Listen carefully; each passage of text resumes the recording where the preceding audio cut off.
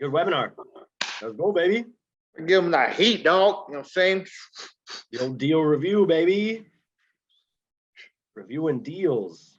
All right. 1, 2, 3, 4, 5, 6, 7. So I gave them like 7 points. I don't know if they wrote them all down, but. What's up, everyone? We just finished Ask Alex. This was our 68th episode. And man, always enjoy these deal reviews because we're actually looking at numbers, looking at properties, and this is the lifeblood of our business is deal analysis. So Alex, what were your 3 biggest takeaways? So my 3 biggest takeaways is number 1, that you need to be on high alert because you never know when an opportunity will come across your desk. So we're training our tribe to make sure that they know how to analyze deals so they don't miss opportunities. Number 2 is how this is a repeatable process, a teachable process. They could teach people once they know how to analyze deals on their team. So that way, if they're not available or not around, that they don't miss that opportunity, they could just strike. And then also, I talk about this often, which is number 1, there's the risk of missing, missing opportunity, and and there's the risk of losing money. But those are both risks that we encounter as investors. Make sure that you understand that just because you're not buying deals doesn't mean that there's no risk. Let's go. Aloha, what's up, my deal makers? So today we got the deal review webinar. One of my favorites, you guys, because it just gives you guys the ammunition you need to review deals. So I'm gonna get my man Will in here, as you guys know, promote him to panelist, get my co-host, my star co-host on the screen here, and we'll let everybody trickle in. Where's everybody at? I see some familiar faces. What's up, Annie? What's up, John? What's up, Roshan? What's up, Vess? My man Will is over there in the desert. Joshua Tree, Yucca Valley. He was looking at some of our projects. All right, there he is. Yes, sir. We are out here looking at the Joshua Tree project. So good to kind of get an update out here and get an idea of what the projects are looking like. And here now at our little hotel where we're able to kind of get in and get some high-speed Wi-Fi and come back in here and get this webinar done. Yeah, just so you guys know, it's not all fun and games and all super we're all super nice to each other. I've been on Will about like the how long it's taking for the projects to finish over there in the desert, and credit to him. He's been out there making sure that we push and get these projects to the finish line because the labor out there is much more difficult, and we've had some some roadblocks and some challenges with some deals out there. So, right, Will? Yeah, and I mean, we talk about this often, right? It's part of what happens when you scale, right? Like we're not small flippers that are only flipping in one neighborhood. We're flipping in multiple areas and multiple cities and regions of LA, and as you do that, it takes time to build out those systems in each one of those. So Joshua Tree is definitely one of those that we've learned is a little bit different, right? It's almost like Hawaii time, right? There's just less labor out here, and the labor that's out here, it's 120 degrees outside. I wouldn't really be that motivated to get up and go, fix a roof either. I'd be like, hey man, it's too hot to be up on a roof today. You can go screw yourself. Like that roof can wait until the winter or something when it starts raining again. So there's certain logistical things that you have to work through. But like you said, Alex, I think you worded it greatly, right? Like it's not all sunshine and games. Sometimes we'll post stories and photos about these kind of things that we learn about, but we learn about them and they're lessons, they're not losses, right? Yeah, absolutely. And at today's webinar, we're going to cover a couple of different areas. We're going to actually look at real reviews. I have some great notes here I want to share with you guys because we're really always trying to kind of empower you guys to be able to analyze deals better, and that way you can make much better offers and or buy great deals like we do. So I think this is one of my favorite webinars for that reason. But yeah, man, let's jump into the update unless you have anything else to share, my man. No, I mean, let's jump in and kind of talk update. I know, like you mentioned, I'm out here in Joshua Tree, so we got to check on a couple of our projects out here, but I know you were kind of also just jumping around, between places as well. So what were you up to this past week? Yeah, it's been a very busy week. I've been flying around as usual, but a little bit more in the last week or so. But last week, I was still in Oahu. We're in the process of hiring the project manager for that beachfront property that we just bought. It's a heavy fixer. Fortunately, we got a great deal on it. Shout out to Gary. He's an investor in LA that I've been connected with for over 2 years, and he blessed us with that deal. I've been wanting to do something on Oahu for some time now because it's just such an amazing island, has the best of both worlds. So excited about getting that, finally picking the right person for that. Mike, our project manager from Maui, is over there right now interviewing people, looking at the property, doing a full scope of work, bidding it out. So I should have some progress on that very soon. Also, right after that, I flew back to Maui for just a couple of days. My our joint venture partner, Ethan, came on island. The house is finished. He's there with his family, pregnant wife, 2-year-old son, mother-in-law. He's getting to enjoy the property now after, really funding it and being the main money partner and being one of the best partners I've ever had. So I'm just super grateful to have him there. I know he's enjoying himself. He's uploading he's not even that active on social media, but he's uploading all these pictures with his son at the beach and with, looking at turtles, and all that stuff. That makes me so happy because I've been enjoying Hawaii and that house for some time now. And for him to be out there for a month, it's just super cool to see. Then I flew over to LA to do real quick on that note, Alex, it is pretty cool because, that is right, the fruit of the labor, right? So now, Ethan's been working on this project with us for a couple months now, and kind of goes back to what you said earlier, right? It's not all fun and games. Sometimes you have to wait 6 months to really get that reward. And so, I think we all talk about our why, and I think one of Ethan's biggest whys, right, and why we're able to align with him so well is family is really important to him, and family is really important to both of us as well, right? Yeah, absolutely. No, it's definitely just hanging with them on the beach. I mean, it's surreal. I'm over there hanging with them just talking about business, talking about life. We spent like 2 hours on the lanai, just really seeing where we're at. Like, because a couple things can happen with that property. More than likely, we're just going to keep it long term. That's why we're refinancing it. But there's a possibility that he just might want to keep it for himself long term. It's a better fit for him. As some of you may know, I am moving back more formally to Los Angeles as soon as my house is done over in LA, just because we have so much going on, so many more projects in LA, just makes sense for business. So we'll see what happens with that. But if we do keep it, we're going to be doing some events there. We're definitely going to be having some high level networking there. I always use it for a reward for the team members that get their first deal. Eliam got a chance to spend some time out there. You still haven't got a chance to go out there, but just so you guys know, Will doesn't like going places he's already been. He's all about going places he hasn't been. So it's all good. I'm not going to twist his arm to go to Hawaii. That's on him. Been there, bro. Done that. So, but dude, last week was like one of the most epic things that we've put together as far as event wise.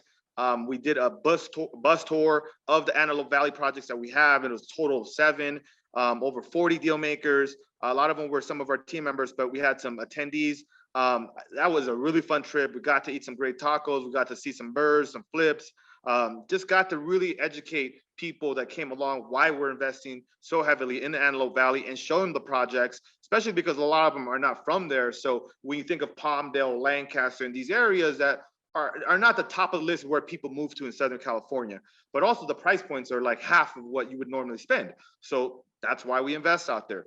But anything you want to say about that, man? Because it was a fun trip. I really enjoyed it. Yeah, no, I mean, it was great, right? Like we do this webinar every week, and it's virtual, right? But this was actually like hands-on. People got to see these houses. We went into some war zones while we were out there. We went into some, burr neighborhoods, some neighborhoods that you would want to buy and hold property in. We saw some rehabs in their, actual rehab stages, and then we saw some finished products. So I think everybody who attended that got an extreme amount of value out of that. And I think we're definitely excited to put that event on, and we'll be excited to do future events like that as well with some of our other properties here. And I was exhausted when I got there because I didn't have it wasn't really that great of a flight back in from Hawaii. I got into, my place there in LA at 2 a.m. I didn't get that much rest, but it's just something about seeing a bunch of young, hungry deal makers that just energized me and really just helped push me through that whole trip, man. So happy about that. Also after that, I got to spend some time with my family, my mom and my dad. They're my big why. It's great to be able to kind of take care of them a lot more.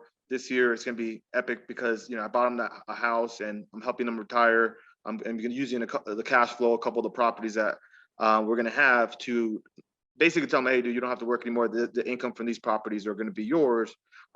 Just cruise, take it easy. travel, focus on your health. I think that's why we do this, dude. I don't work hard just so that way I can make money. Money is just a byproduct of, you know, everything we do, but what do you do with the money? And that's kind of, for me, it's been on the top of my list for a while now. And now to finally be able to get them to kind of just take it easy this year, it's just big, man. I'm super happy about that. Also, I got a chance to walk through my LA house hack. It is kind of a heavier rehab, but also because we're designing it. I love the location of it. It's very close to the Griffith Park Observatory, Griffith Park, where I like to go hiking a lot. So I can definitely envision myself being there a lot more often, hiking there, doing maybe some meetups, you know, that we've done before, some hiking meetups, and just really just focusing a lot on my health. And also got a chance to hang out with my twin brother. He got a Tesla. We're kind of driving around, just kind of catching up because we don't get to talk all the time. And he's a successful entrepreneur in his own right. So just kind of checking in and see what he's up to. And then also, I'll just be honest, I've been stressed out a little bit about this 18-unit Phoenix acquisition. These are conversations I've never had to have with lawyers, with different type of lenders, with putting together all these packages. And as my buddy Brian Davila says, new levels, new devils, man. And that's exactly how I feel right now. I've literally just been in the trenches. I've been working till late at night, waking up early. And it's been stressful, but I've been working out. I just went for a nice swim. And just so you guys know, like, it never ends. Like, it's really not a destination, it's a journey. And in that journey, you're gonna have some ups and downs. And right now it's been challenging to deal with this acquisition. So, but I'm confident we're gonna get to the finish line. It's just that it's a lot newer activities and new things that I have to do that I'm not used to doing. Usually we have the financial backing for these single family houses, but when you're applying for a bigger loan of millions of dollars, it's a different process. So that's kind of happening. And I'm glad I'm back here at my Guadalajara penthouse. It's finally done. Just need to put some paintings up. Aside from that, it's all dialed in. The TVs are up, furniture's here. We're going to be having a mastermind here in May, just so you guys know. Keep an eye out for that. It'll only be about 14 people because there's a certain amount of limit that we have for the place that we're going to be here in Guadalajara. And then on a mastermind note, Will and I will be in Las Vegas next week on Wednesday, Thursday, and Friday for the Ryan Pineda Vegas Mastermind. So if any of you guys are interested in going, send us a DM. We'll give you guys details on that, or go ahead and hit us up. I know some of you guys have our number, but it's gonna be epic. We're gonna connect with a lot of people. It should be a couple hundred people. So that's where we're at, bro. Yeah, and obviously, like, the mastermind, right? Like, really excited to get out there. It's the coaching program with Ryan Pineda that we've been a part of for a while now, and we mention it pretty regularly here on the calls. But yeah, it should just be really, really nice to get out there and reconnect with all those guys, because we've now started to do some deals with some of the guys in the program. And it's just really exciting to kind of see some of their progress as it goes along. And for those of you guys that haven't been to a mastermind, I actually went to this Ryan Pineda mastermind with Alex when I was just starting. And if you have the money on the side and you're looking to get started, it's a pretty decent investment when you really kind of lay it out, because like every mastermind, just like our events, Alex, like I always see people squatting up, doing deals with each other. You get the confidence because you're in this room with all these other big fish, and it's just easier to kind of swim in the water when there's other people there with you, I guess. Yeah, absolutely, absolutely. I mean, I'm a big fan. That's why we still do it. We've been doing it now, and I brought you along from the very beginning because I wanted you to be exposed to all that. There's almost so much that I could teach you, but being around all these other people, you could ask them questions and connect with them, see what they're up to, and then you've made those connections. And I mean, frankly, you've got to build some connections with some of the other people that you're now closer to those people than even I am. So, and then when we get in a room with a couple hundred people, it's not like I could talk to everybody either. So that's why we like going as a team as much as possible as well. Yeah. Should be cool. And I think we got reservations at our steakhouse. So we're going to go see the Salt Bay and go do some dinner with a couple of the guys out there as well. So that should be pretty fun time. So, man, I know this is our deal review, Alex. So without any further ado, let's go ahead and dive in and start kind of reviewing some deals here. Yeah, man, let's jump in. We're going to look at a couple areas. We're just going to jump in, look at deals. I'm going to make some, if needed, some live calls I'm going to show you kind of how we think about it. I also have, I think, about 10 points here I want to make for you guys. So if you guys do have a way of writing some notes down, I would definitely write these notes down. This is stuff that has taken me years to learn. And I think it'll help you guys to become better deal makers. So let's jump on in. Let me share my screen. Guys, as always, if you want to go ahead and use the question and answer, the Q&A down there at the bottom left. If you guys have any questions while Alex is kind of running through this stuff, you know, feel free to kind of shoot it over there so that we can get you some answers and help you guys learn how to dissect this. Also, for those of you guys who are, you know, looking at a deal review meetup with us for the first time, just keep in mind that Alex is going to be using the calculator that we have available on our Facebook group. So I'll send a link right now into the chat for you guys if you've never used this before. But this is our deal review calculator that Alex is going to kind of be using. And it's the one that we use, you know, 5, 10, 15 times a day. It's on my cell phone. So, you know, we pull this up and are analyzing constantly using this calculator. Yep. So first thing we're gonna do, we're gonna jump into the city of Oxnard. It's a little bit north of LA County. I actually used to live up there for a little bit. I got my start in the mortgage business up there. I'm just gonna kind of jump in here and just look at deals and see where there's not a lot of inventory here. All right, Oxnard. I might have to jump around or might have to increase the purchase price here.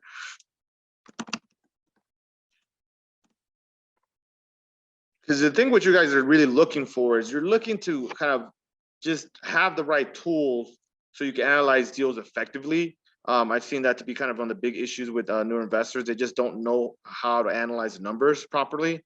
So let's jump in. So we got this. So let's talk about first and foremost, right? Like, Alex, why are you putting in a price?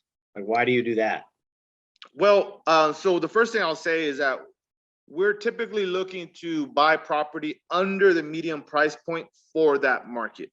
Some of you guys might have heard us say this before, but we don't want to be the most expensive house hitting the market in that particular area. So if homes usually sell for around 600 grand, I don't want to be selling a house at 800 grand in that neighborhood. Now it could sell, it could be a little bit bigger than the average house in the area, it could be more unique, but because we operate mainly in the entry level kind of market and or, you know, below the median price point for that market, if it's a higher price point, that's kind of our default. So that's why I put it's Oxnard. I know average homes go there for typically about, you know, it's very similar to other parts of like the San Fernando Valley, under 600,000. So only 3 came up. We're gonna jump right in, see if and just a small note on that too, Alex. So, you know, that's why I think, like Alex mentioned earlier, like he has some prior knowledge of this area from when he used to live and work up there.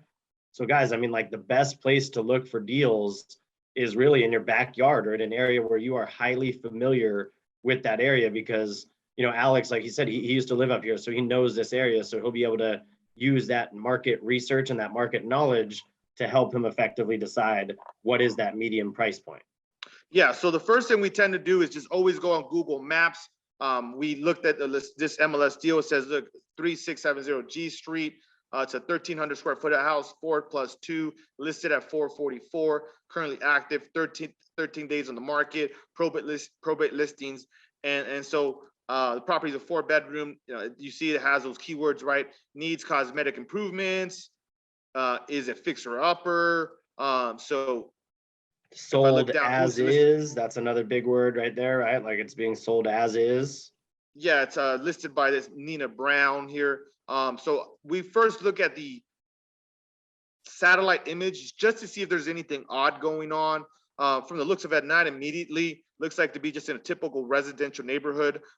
Because as we're looking at these, what we're looking for is stuff that helps us disqualify, like, okay, not in our buy box, or hey, there's something really funky on this, close to commercial, next to railroad tracks, across the street from a very busy on a major intersection, just things like that you need to take note. It's like, why are you going to spend all types, why are you going to spend time on a deal that has something that would be a deal breaker for you, I guess is the point, right? And so we look at this. And Raina kind of asked in a question, Alex, in the chat, just asking what would be odd. So I know you touched on it, like, why would be, being in a commercial area, if you're in a residential home, why would that be odd? Well, because then the amount of end buyers would be less, right? Because there's less people that are willing to make that sacrifice and spend that much money, and which is generally going to be the biggest investment someone's going to make, and then live across the street from power lines, or or to live next to a very big apartment building. That's if it's in a rougher area, I mean, there could be a lot more potential crime and things like that, right? Or next So to Alex, do you mind just kind of showing us exactly, like I was gonna say, could you show us, like, see how these houses back up to the high school? Yeah, I was gonna say, so this is a high school. So if you're this house, there could be teenagers walking in front of your house. Hey, what do teenagers usually do? They get into trouble. They're smoking weed. They're like, just doing crazy shit. They're just doing things that, like, could cause damage to your property, or just be a nuisance, things like that.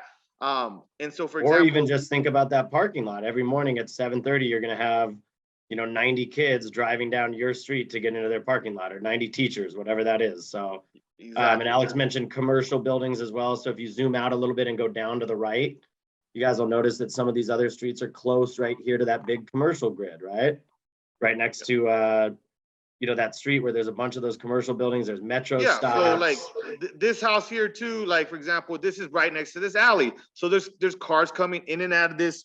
What is this? All-Star Cellular. There's an insurance company. So it's not as desirable as this house over here on the cul-de-sac.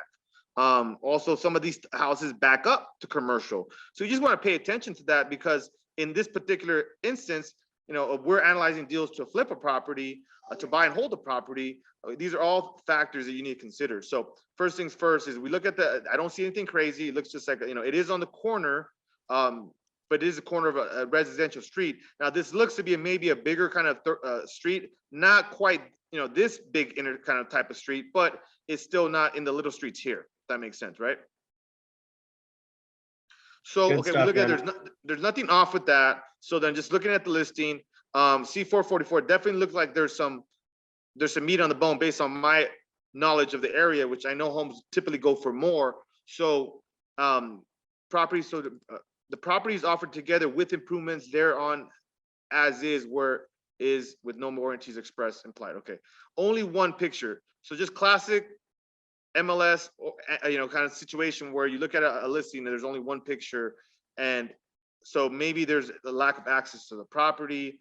So Nina Brown here. So Looks I don't like they know have that much. showings by appointment. So I think they're Showing looking by for you to make appointment only. make an So appointment to go see it, as opposed to just seeing pictures. yeah, so what I'm gonna do is I'm gonna call the listing agent, because what I could do is spend a bunch of time analyzing the deal. And if you don't know the area, then it is helpful to do that, but it's no point of doing that right now. I know that this has some meat on the bone, and I want to find out a couple things from the agent, such as when are they reviewing offers? Is this a probate? Now, is it I think it's man, I'm drawing a blank right now. There's different types of probate. One that basically, full Or authority, confirmation, or full authority. full authority or limited authority. Full authority would be where they have permission to do whatever they want the property going forward, and they're not going to need court approval. Whereas limited authority, the court's going to have to prove the sale. So the reason that's relevant is because if it's a limited sale, then there's going to be more oversight on what offer, what price, all that from the court, and perhaps that might not fly if it's a lower offer accepted, or something like that. So it's harder to get an investor offer approved if it's lower on a limited sale than one full authority. And then also this thing could take a while, because there can be a lot of contention within the family, sell the house, not sell the house. So this thing might take 6 months, 8 months to resolve itself, and we want to buy a house right now, or very soon. 6 months to 8 months from now, the market could be different. So let's call the agent. Let's just get on the phone with Nina Brown, see what's up with her. Give me one moment, guys. And this is like second nature to me, but the more you do it yourself, the more you're going to get comfortable talking to agents, and finding out what's going on, what the scoop is, and all that good stuff. Let's see if she picks up. Usually they do pick up, though. I don't know. Whenever we're on webinars, it seems like they pick up. Okay, look, it says it's occupied by tenant. Okay, I guess I jinxed it. But so what I would do is leave a message. I would also send an email, and then I would also send a text message all at once, just so that way there's no excuse why she can't reach back out to us. And sometimes they already have it, they already have some offers, or they already have an investor that maybe they're dangling the carrot in front of, and or sending it out to before they even listed it. So don't get offended if people don't call you back. You just have to be persistent, and especially when it's on the market, right? Any questions about that, Yeah, a guys? couple questions coming in, guys. We have one from Raina. Great question, Raina. Like, what would be an example of a limited authority or a full authority? So I'll give you some examples. Like sometimes in a probate, and probate, guys, means that somebody passed away and they didn't have a succession plan for their house. So they didn't have a plan for it to go into a trust or into a will. So if there's limited authority, that might mean that maybe there's two heirs, right? So the father died and he had a son and he had a daughter, and both of them are requesting 50% of the proceeds from the house. Well, the court doesn't really need to have much authority in there because there's no bickering, there's no arguing. Somebody passed away and they just need to sell the asset and get that money to those kids. There might be full authority if, let's say, there's 6 kids and 3 of them are stepkids, one of them's a half sibling, and one of them, or 2 of them are kids within a couple, and the wife is still alive, and they're all trying to figure out, hey, who gets what portion of this house. Yeah. So that might require some court confirmation to say, hey, we're going to make sure that this property is divvied up correctly, and the court will make sure that that happens. Yeah, great explanation, Will. The only thing I'll add there is that also, when it's limited authority, it's almost like all the stars have to align for it to become an investor deal, in my experience. Whereas a full authority, it's just as long as you build that, you actually can put together a win-win offer, and it fits the scenario, you're more likely to kind of make it happen. But some of my best deals have been through probate. Also, I'll say if the house is in really rough shape and it's vacant, and you talk to the seller before it goes into probate, because a lot of times the person that's inheriting the property, they don't have the money and or the resources and or the bandwidth to talk to a lawyer to get that kind of going. And so if you're able to kind of help solve their problem, right, and help them get that to the finish line, you're in really good shape to potentially buy that property, compared to like just kind of coming in here when it's already on the market. I've gotten a couple deals like that where I got in touch with the seller before it hit the market, before they talked to an agent, before they talked to a lawyer, and I helped them quarterback the deal. I ended up buying the property. So just what you got to understand, probate is like foreclosure, where the better you understand the process and the possibility of the outcomes, the better you can guide potential homeowners through that, therefore buy great deals. Yeah. Cool. Okay, so now we look over Alex, to this one. Robert actually has another good question, kind of following up on Reina's from earlier, just saying, hey, if it says it's a probate, are there any particular issues that you might want to, look out for on a probate? And the main ones I'll let you guys know that I've kind of seen in looking at these is, a lot of times with probates, they will expect you to release all of your contingencies on your offer, because there is court involved. They don't really have time to go back and forth and have you walk back your offer and renegotiate your offer. They're just going to choose the best offer that's ready to close and that's ready to move forward. So that's one piece. And then a second piece is, oftentimes there'll be a supplement.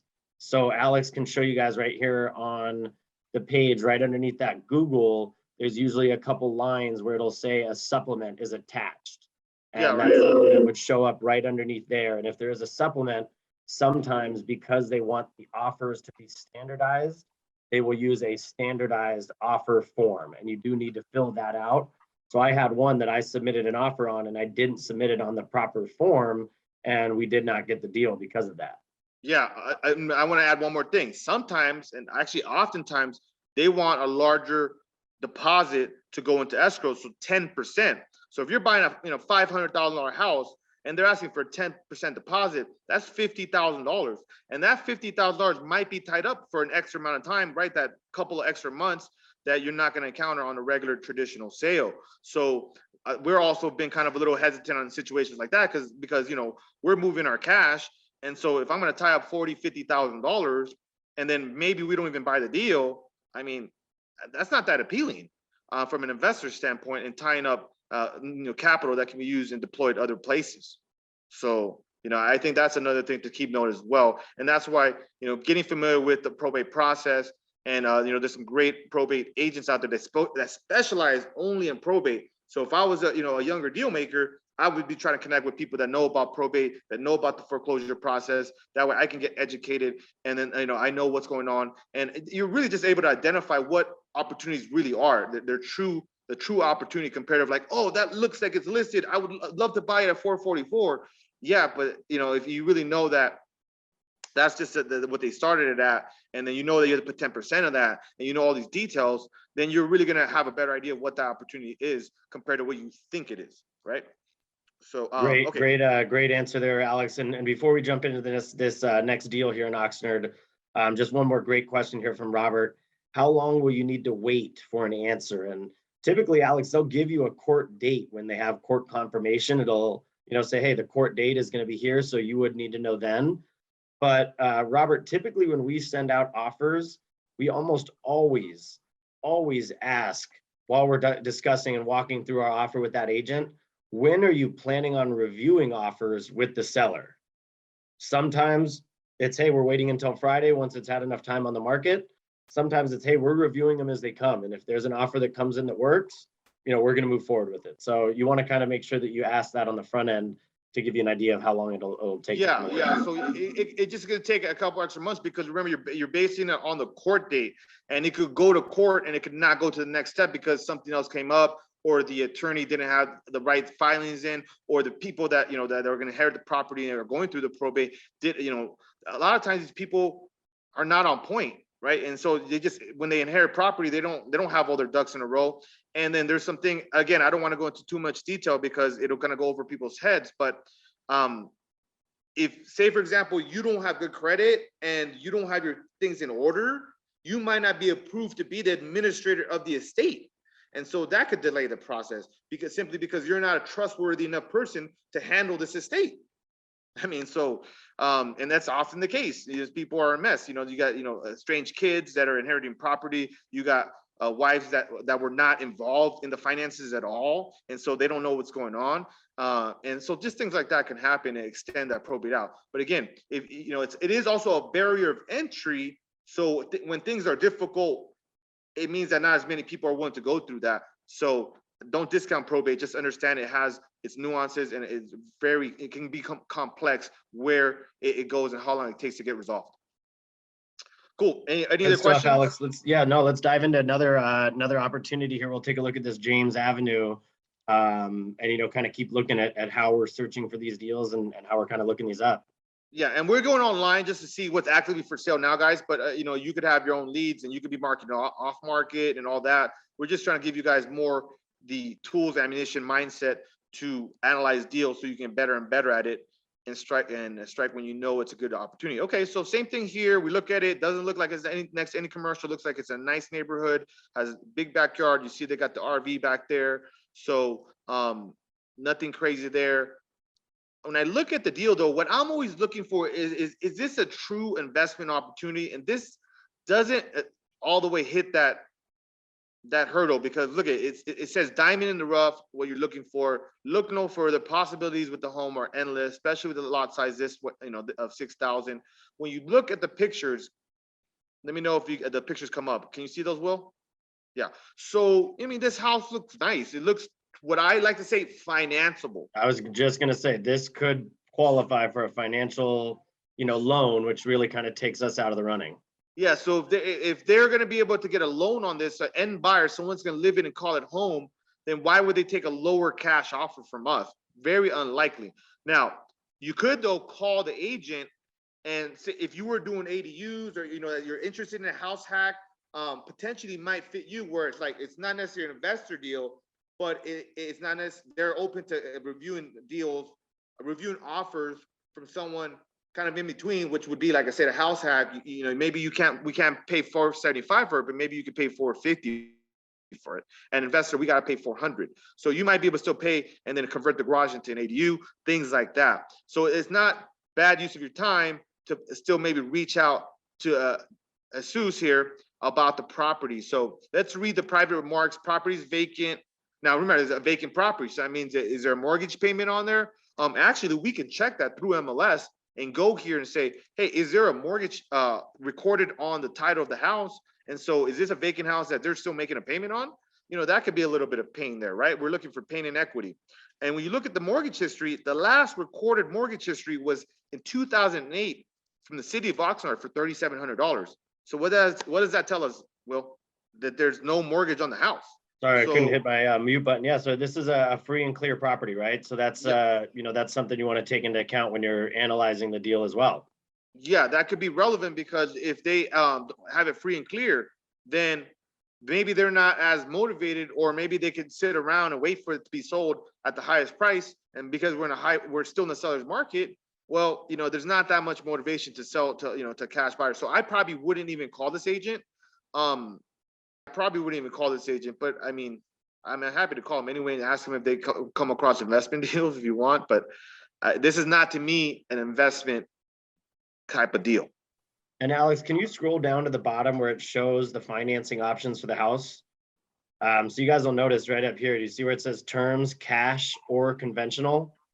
Yep. Right up at the top of Alex's page. So a lot of times it'll tell you right in there what kind of loan terms they are hoping for. So if it says in there cash only, then hey, this is probably a home that this agent does not think would qualify for a loan. Whereas this one, that agent is saying, hey, we would take a cash offer, but we would also accept a conventional offer, and we believe it would qualify.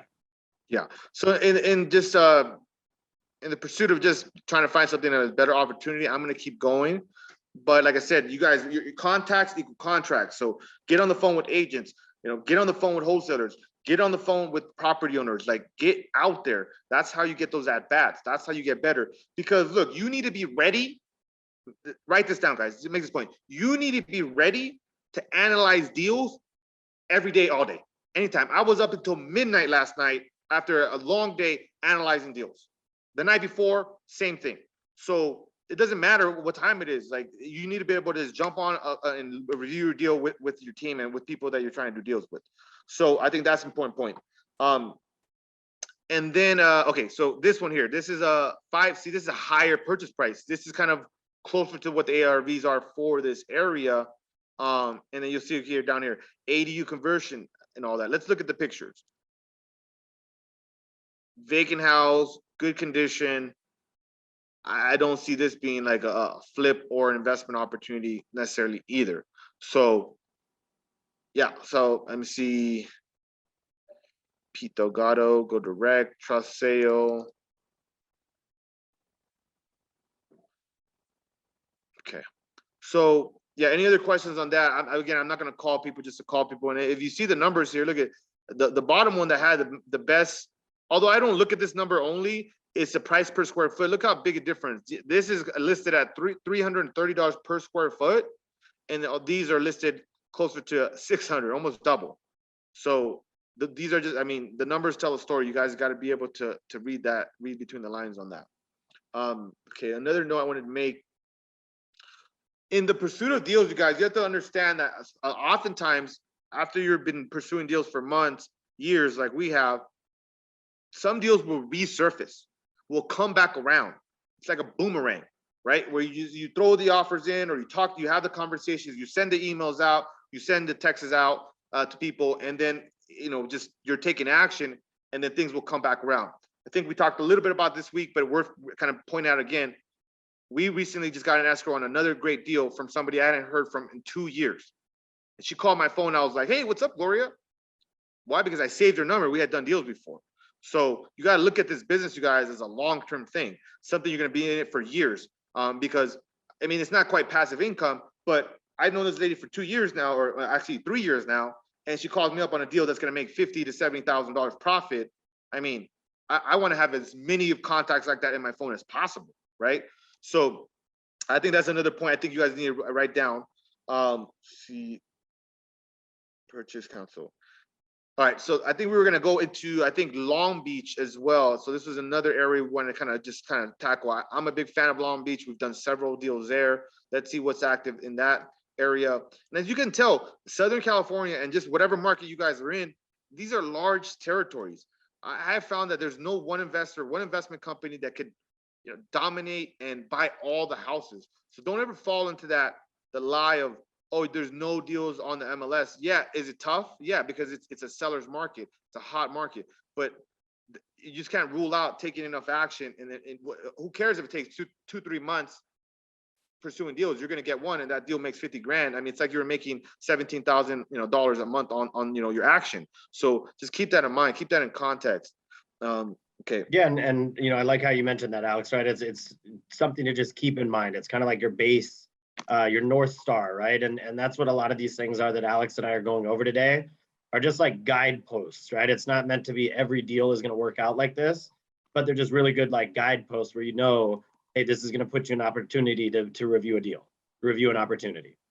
Okay, so I go to Long Beach, and Long Beach has a lot of zip codes and a lot of different kind of neighborhoods. So let me just go ahead and I think that was a little bit too high. Let's just say 475 here. Then there'll be a lot of okay. So about 30. We can go through this. So I mean, usually I would just go from the lowest price and just kind of jump right in and see what's going on here. We have another probate sale. There's 1 bedroom, 1 bath. Do not disturb occupants. On the market 14 days. Small house, small lot. Don't get deterred by that guy though, because at the end of the day, people need to live in houses. People, it doesn't matter. Not everybody needs a big backyard. Maybe you wouldn't live there. Also, it's your built. So yeah, this is definitely an investment opportunity, but it is probate. Let's look at here. The commission space, unpermitted spaces. I'm sorry, guys, I forgot to do one thing, right? It looks like it might be an investment opportunity, and let's look at where it's at. And yeah, man, like you talked about this, right? Like we always start on Google Maps. Just Yep. because, you know, again, you might be very familiar with LA, but you don't know every street and every side street. So it's just really good to kind of get an idea, get a bearing, you know, get an aerial view of where it is that you are and where you're looking at. Damn, what's going on here? Is that it's weird. It's kind of a weird property here. Huh. It is. It looks like it's almost like part of another building or something. Like maybe it's Yeah, so duplex that again, that might broken down. almost be a deal killer because it's like sometimes you have some kind of odd properties like that where it's like, okay, so oh shit. Oh, that's weird, isn't it, guys? Look at that. So essentially, it's like these house is this house here, but it's attached to this house. So So it's almost like they're duplexes, but they're both single families on different lots, but you do yeah, have a shared wall.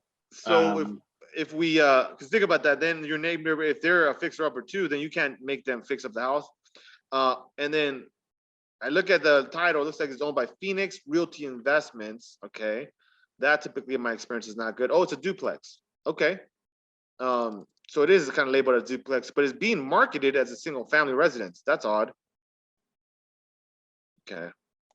and this might be one where the, you know, the information that you would want to verify with that agent is, you know, hey, what is going on with this? Is it both properties? Is it just one? The first thing that that I worry about is what you mentioned, Alex, right? Like your curb appeal is going to be directly attached to your neighbor's curb appeal because you're attached to that house. Yeah. It says the property is currently occupied by non-paying occupants. The property will not be vacant and closed with escrow. So that for us, you know, on a duplex would likely be a deal killer, simply because non-paying tenants in a multifamily property is subject to rent control. And so it's even additional, it's harder to get people out and to evict them and all that. So this would be a deal killer for me. So I'll just move on. But, you know, just so you guys can see, like, this is like the process that we go through all the time to see if it's worth our time. Is it worth 5 minutes, 15 minutes, 5 hours? Okay, so next one here. Let's see. This price reflects condition. See, I tend to like this when it's a very short description, because to me that's usually an indicator like, hey man, it is what it is. Like, don't waste my time. If you're interested, give us a call, but I'm not going to go into a detail. It's a fixer upper, or it's like this is an investment opportunity. Okay, private remarks. There is an outstanding citation from the city of Long Beach for the repair of the garage. Buyer to assume responsibility for same. The home needs repairs. Property sold and seller do not repairs. All cash offers only. Contingent on seller's replacement property. Offers due by 2/17. Yet it's still on the market. Listed by what I can tell is a. So this is a little hack, you guys. For some of you that have seen it before, but I'm going to show you guys.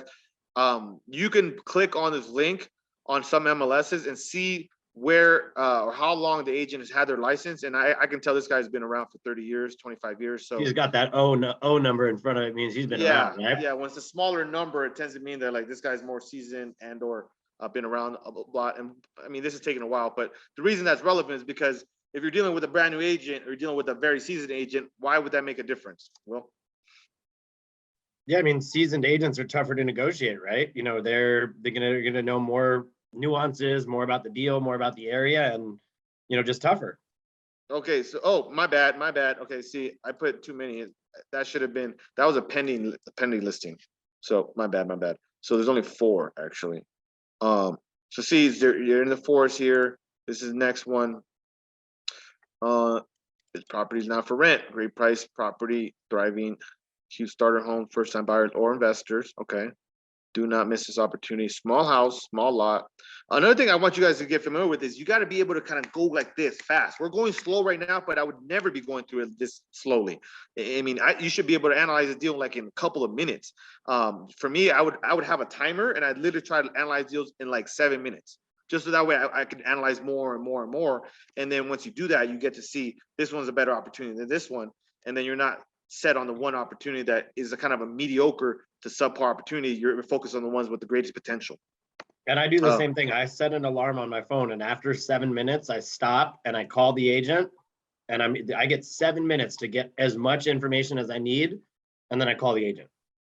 Because you might call the agent and they'll be like, "Hey, how's it going? Oh yeah, we actually just accepted an offer yesterday. We just haven't updated it." And then you're like, "Oh wow, I'm glad I didn't spend 3 hours going down a rabbit hole, to figure this out, that you already had this locked in."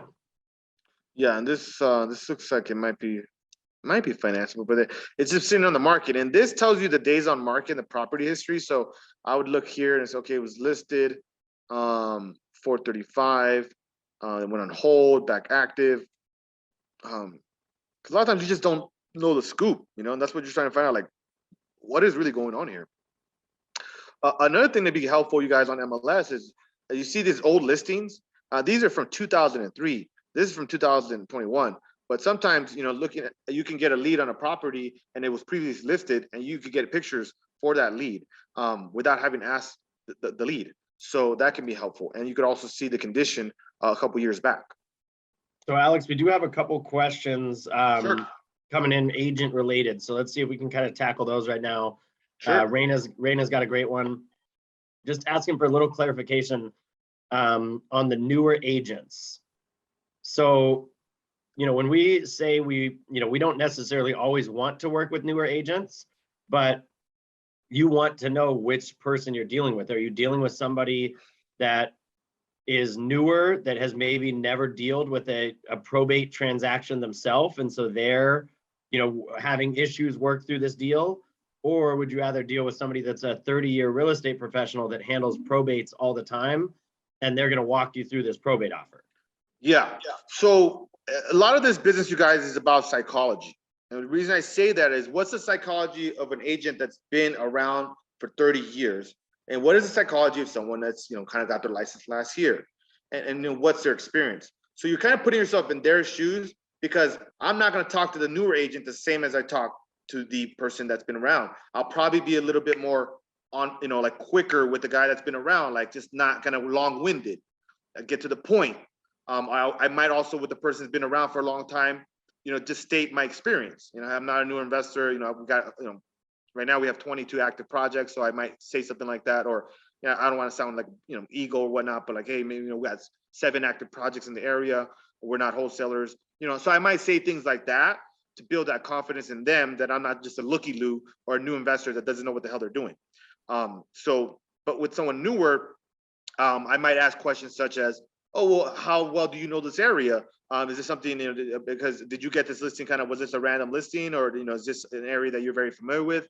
And then, just kind of get an idea like what their experience is with this particular area, because they might have gotten a random one-off listing from a family or friend or referral. Because I was just going to say that, Alex, like we dealt with one person where they literally got their real estate license just to sell a family member's house. And so like, if you thought you were going to call that agent and get any inside information, like really aside from their own knowledge about their family's house, they weren't going to be able to guide you through that process at all. This was their first ever transaction. So, we were kind of guiding her through like, oh, you didn't do this yet? Oh, you haven't done that yet? Yeah, exactly. And so, and then a newer agent, I will also, I know this sounds kind of messed up, guys, but just kind of show them the ropes a little bit. And, you might be able to renegotiate a deal a little bit easier with the newer agent. So where a more advanced agent might not, be able to, you might not be able to finesse it as much. So that advanced agent has already seen somebody try to walk them back after opening escrow for the roof. That yeah, newer agent might be like, hey, family, like, this is our buyer and he said he needs 10K off. Like, let's give him 10K off and he's ready to rock and roll. So yeah, I do agree with you on that, Alex. Like, having that knowledge of where that agent is, certainly can help you and guide you when you're making your offer. and then also a newer agent, maybe they're younger. I might add them on Instagram compared to someone's older. They probably don't even have Instagram. So, just a little nuances like that, where you're just looking, what I used to say, you're looking for angles. Like, what's your angle? And the angle is going to change based on where, the agent and your counterpart, because this is negotiation, you guys. So you got to understand your counterpart, the other person that you're negotiating up against, right? So, all right, cool. I don't want to forget some. We're getting, kind of, close there on some other time. I don't think this is another good opportunity, so I'm going to move on to the next one. But I did want to make another point that I think you guys should write down. So, one of the things I think we've developed very well is kind of like a purchase counsel. I've had this before, and people that I work for. Essentially, your purchase counsel is going to be you as the investor, wholesaler, the agent that you're using to potentially resell the property if you're flipping it, the project manager or contractor that you trust is going to walk the property or has walked the property. And that synergy, what you create there, it really helps you guys have more confidence in the offers that you make and the deals you potentially purchase. So just work on trying to develop that purchase counsel or purchase committee that we call it. So that way, you just multiple eyes are looking at it, and you're not just like one person making an offer and you haven't really done a proper analysis. It's always best to have more eyes on it, especially if you guys, all your goals are aligned. So I think that's something that's very important. Also, as we're teaching you guys this process of analyzing deals, who are you teaching to go ahead and, because it is a repeatable, teachable process, and there's a bit of art and science to it. So the more people you have capable, because what if you're on vacation? What if you're on a flight like I am sometimes? What if you're not available for a day because you're working on other stuff, and a deal comes up? Last night I went to bed at 11 o'clock because I was driving out to Joshua Tree. So Alex was like, you know what? I'm gonna review these deals with the boys, and he was able to have that same counsel without me, but with our other partners. So I agree exactly with what you're saying, Alex. Like having those confidants in your corner that ultimately provide you with value, right? Like your agent is going to give you value on the back end resale side. Your project manager is going to give you value in knowing how much this thing could potentially cost to rehab. Yes, exactly. So just keep that in mind as you guys are starting out. Who are you just kind of teeing up, or who's your person that you're going to be able to teach, analyzing deals? Because the more coverage, the better. Southern California and or whatever market you're in is a big market. The more deals that you can analyze, the more, that means the more offers you can make, that's more deals that you can potentially lock up. And so just don't discount how important that is to teach other people as well how to analyze deals and look at the numbers. Okay, so let's see if there's anything else here. Okay, small house, small lot, 449. Oh, look at this. So they're doing an open house. For a long time, they weren't doing open houses. And that's kind of where I got my start to with MLS. If they're doing a public open house and it's a fixer up and it's listed well, usually I want somebody to go to that property, because a lot of deals are made in person, kind of, that handshake, you just meet in person. They're like, oh, you could imagine you go into an open house on a fixer upper and you go with your project manager and you guys get to look at the deal and you also get to meet the agent. That's a high impact type of meeting and well worth your time. So for example, this one here, they did put a lot of pictures so we could kind of see what it is. Doesn't look like a fixer upper, but I'm glad I was able to make that point because not all properties will have open houses, but the ones that do, and if it is logistically close for you and you can't get to it, I highly recommend it. I know I bought at least 20 properties, at least, from going to open houses of the 100+ deals that I've worked on, at least 20. Yeah. Now, Alex, we had another question, coming in from Antonio. Do you make that offer with the listing agent or with your own? No. So our always, that's a great question. So our default is always to allow the listing agent to write our offer if they're not opposed to it.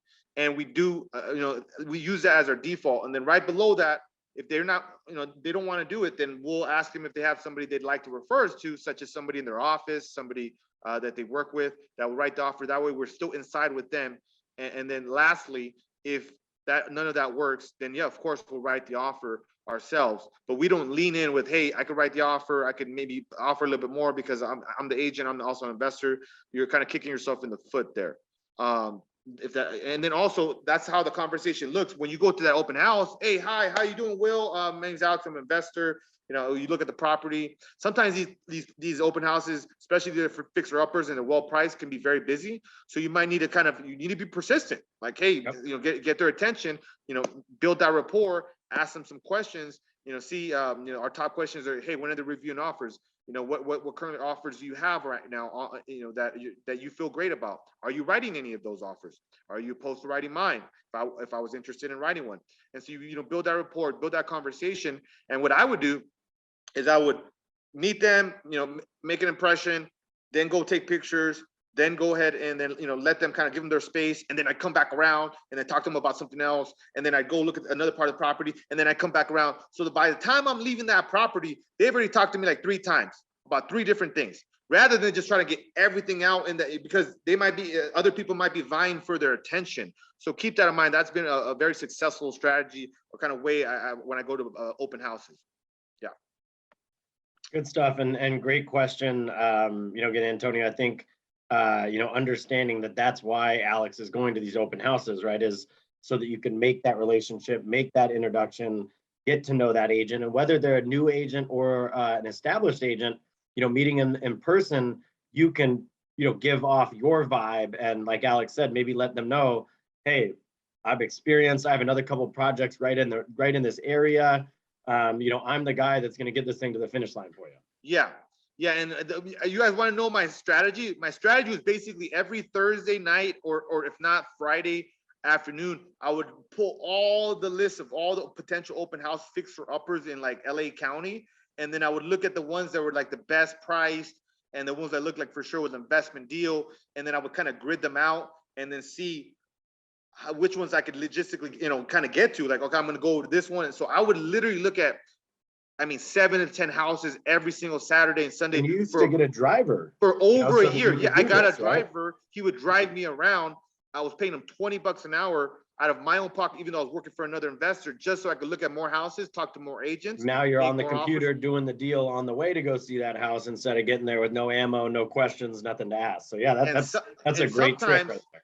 And sometimes there wouldn't be any open house, but they said call for appointments. So if I'm already going to look at this one house, then I might as well call the agent like, hey, I'm looking at this other house. That also would give me like a little bit of maybe the leverage or just, hey, I'm not only dependent on your house, buddy. Like, yeah, you're probably getting a lot of phone calls, but I'm looking at a lot of houses too. So that way it kind of helps. I only can buy one out of these 2. Is it going to be yours or is it going to be that one?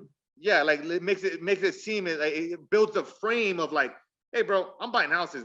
I'd love to buy yours, but I'm gonna look at a lot of houses today. And you know, just like you're gonna have a lot of people look at your house, I'm gonna look at a lot of houses. I'm gonna make an offer with you, but I'm not gonna holding my breath, you know, getting your deal only. So because you do have to have a kind of a strong frame going into these conversations, because you know, a listing agent, I jokingly say it's like that hot chick at the nightclub, like she can bounce from table to table, and you know, it's like there's really like, you know, she feels like she's on top of the world. I mean, that's how kind of these agents you know, feel. You know, we got a bunch of people vying for their attention and just kissing their butt. So you know, you gotta have a strong frame going into that type of situation, because otherwise they'll break your frame. So and you've been in from Hollywood, you know how it goes, bro.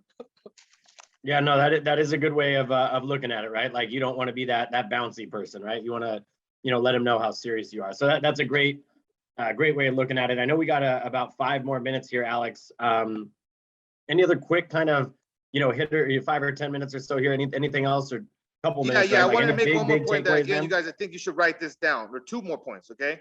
So the first is like knowing your numbers really well helps you explain them to everyone involved, and you know, and everybody just be a part of the transaction. So for example, I have no problem talking about the numbers to agents, to sellers, to wholesalers, and being honest with them. Hey, dude, I think, you know, we're gonna be around 50 to 60,000 on this rehab. That's my numbers. I don't think you'd be able to do that because, you know, we're rehabbing a lot of properties.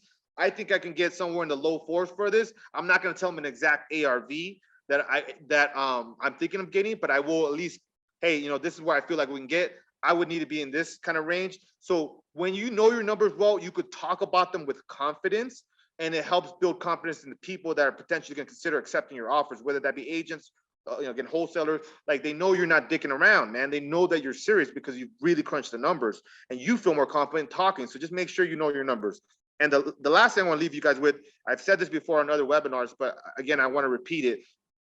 The two types of risk of investing is one, the risk of losing money.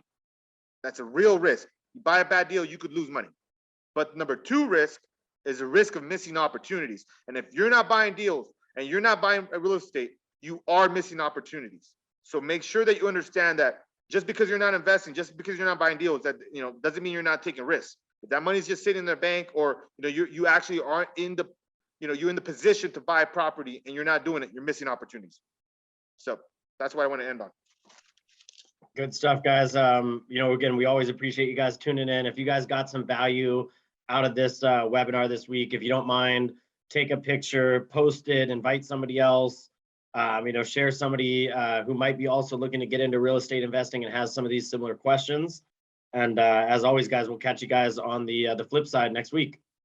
All right, guys, let's get it.